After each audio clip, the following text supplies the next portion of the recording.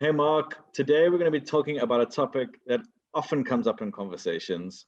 It's so relevant to people. Um, what are we talking about? Ben, we're going to be chatting about should I be investing offshore? Hello, and welcome to Real Financial Planning with Ben and Mark, two lifestyle financial planners who are passionate about helping people understand their money and what it can do for them. Ben, before we get into answering the question, should I be investing offshore? I think we need to unpack and understand the reason why people are asking us if they should be investing offshore. I think there's one or two reasons why people want to go offshore. I think maybe one of them would be is they actually want to go live in another country into the near future. So what they're doing now is they're physically taking their rands, converting it into dollars or euros, and letting that money grow so that in the 5-year plan that they have, when they get to that country, they've got money in dollars or euros. Yeah, Ben, I think you've outlined one of the scenarios, and it's very relevant understanding why you are thinking about taking your money offshore. Like you've said, if you plan on leaving South Africa and living in another country, then I guess the sooner you do that, the more sense it starts to make. But another reason is, South Africa in the global context is, I think it's 1%. There's a stat which says we're 1% of the global equity market. So if you're looking for real wealth creation, you wouldn't invest all your money in 1% of anything. So there's that element as well. It's living and staying in South Africa, but looking for global growth, which would then lead you to also want to invest offshore. Yeah, and I think that's another question is why. Coming back to your question of why are you investing offshore? With that example, I mean, there's still several ways of investing offshore. You can actually take your money physically offshore, or you can be keeping your money in rands, investing in all these companies around the world. Yeah, I think we want to stay clear of like the sort of fear-mongering approach, which says, the rand's going to go, down the toilet. I better get everything out into hard currency, which history shows us that the rand will depreciate against the major currencies in the world. So we kind of know that, but we also know that the rand is the most volatile currency in the world.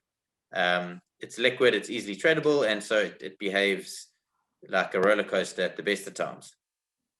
So taking it offshore needs to be part of your bigger picture and your bigger plan.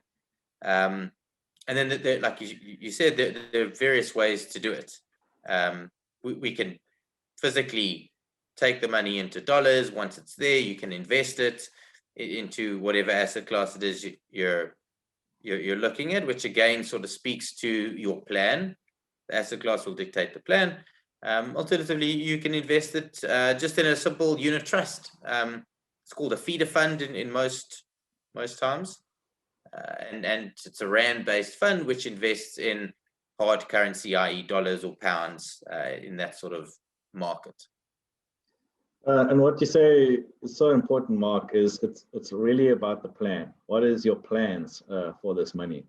There's been so many people have taken money offshore thinking the rand is going to get worse, and it actually strengthened. And if they have to bring that money back, then they're actually losing money. And again, so we're saying it's coming back to that plan. Why did they take the money offshore in the first place?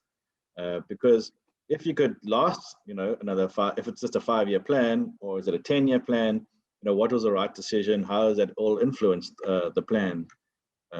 Makes the decision. So I think let's talk a little bit about our planning of why you would be doing these different things. Yeah, so I think like if we had to look at, if we asked 90% of our clients at the moment that question, they would say they are worried about what's going on in the country.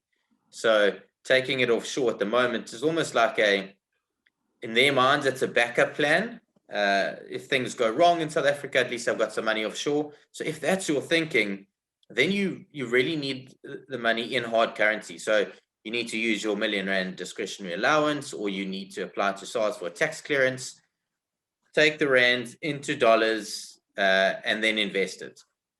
But again, you have to look at the timing. So are you just saying that now because of what's going on and you're extremely worried? Or does it speak to your longer term future? Because, all things considered, the rand hasn't actually fared that badly given what's going on. But there is a very strong possibility that the rand could go from, I think it's at like 14.50 or 60 at the moment. It could go to 10. We don't know. It could happen. If you have a plan in place which says, look, I'm investing for 10, 15 years, if it goes to 10 rand to the dollar, well, that doesn't really matter.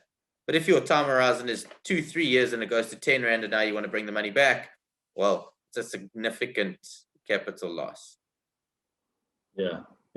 And again, it's just so key again about the plan. Like you're saying, if you're worried and it's your emergency fund offshore, then you can leave it there. There's no actual real sort of plan to bring it back, right? So it's all about that planning, because there are ways, like you said, to keep your money actually still here in South Africa and invest globally. It doesn't have to physically go offshore. You can invest in these wonderful countries around the world in a rand-based scenario that you can almost cash out when you need it to. Yeah, maybe touching on that, you're 100% right. You can build a rand-based portfolio, which is investing in China, it's investing in the US, it's investing in the UK. You can get exposure to all of those markets, and you can still get the exposure to the currency by going through a feeder fund or an asset swap capability. Again, we go back to the plan, because it's so important. So if you go through a feeder fund, it's always the money when you withdraw, it always comes back into rands. So you don't really have hard currency diversification, but you do still have all the access to the rest of the world from an investing perspective. Yeah, and like you said, there are different consequences for either option. If you're taking your money offshore, directly offshore, and you're converting it into dollars or euros, like you said, there's a risk that the rand could strengthen, or it could weaken, and then you're making more money. But there's a big risk that's associated with that. Or if you have a feeder fund, like you said, it's still in rands. You have a little bit of a hedge, but maybe not as much. And so again, different options will have different consequences. Yeah, I think we're just touching on different reasons people may have today, and it's very important to understand those reasons why you're going offshore. And if you're going to go the hard currency route, then the next element sort of becomes okay, so what do I do with the money once it's in dollars or in hard currency? Where am I going to invest it? We know global interest rates are very low. Some places of the world they're negative. So just taking it into dollars or euros, you can't just let it sit in cash. It's kind of has to be the next step of getting invested. I think that's something we can touch on another day. Yeah. So I guess what we're saying, Mark, is that there is no right or wrong answer here, but it all really comes back down to your plan. What does your overall plan look like? What does your whole financial plan look like? Do you even have a plan? Yeah, Ben, these are definitely decisions that shouldn't be made in isolation. Obviously, we speak to lifestyle financial planning, but everything leads on to each other. So what does the plan say? Why are you doing it? And then let's understand the best way applicable to you. Yeah. And if you're sitting out there and you just think, I don't even have a plan, I don't even know what a plan is, I don't know if my plan's even working, then just reach out to us on LinkedIn and we'll be happy to have a chat.